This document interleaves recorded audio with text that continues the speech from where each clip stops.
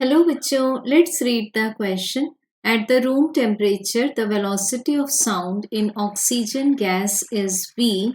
Then in a mixture of hydrogen and oxygen gas, the speed of sound at the same temperature.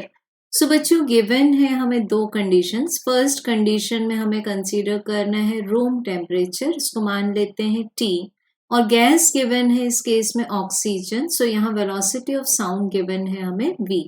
अब बच्चों second case में ही हमें consider तो room temperature ही करना है, it means T he consider करना है.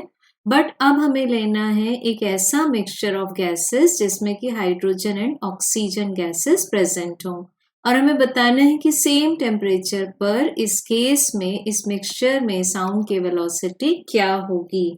तो बच्चों फर्स्ट ऑफ ऑल लेते हैं हम वेलोसिटी ऑफ साउंड को एक्सप्रेस किस तरह से करते हैं. So this is v equals to square root of gamma R T divided by m. अब gamma means atomicity of medium जिसमें कि साउंड मूव करेगा.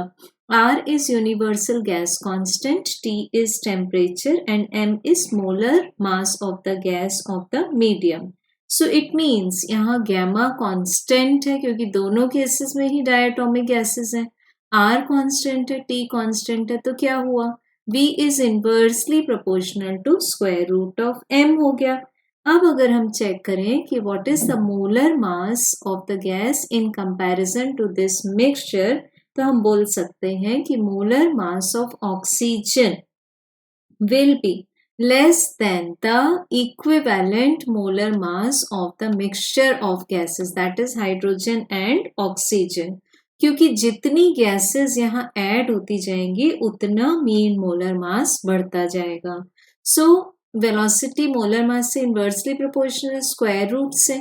तो अगर ऑक्सीजन के केस में मोलर मास कम है, so फिर it means velocity in the case of oxygen will be more than the velocity in the case of the mixture. So अब हम बोल सकते हैं कि इस मिक्सचर में जो स्पीड मिलेगी हमें वो लेस देन ऑक्सीजन के स्पीड की होगी. So we have correct answer as option number 1. Thank you.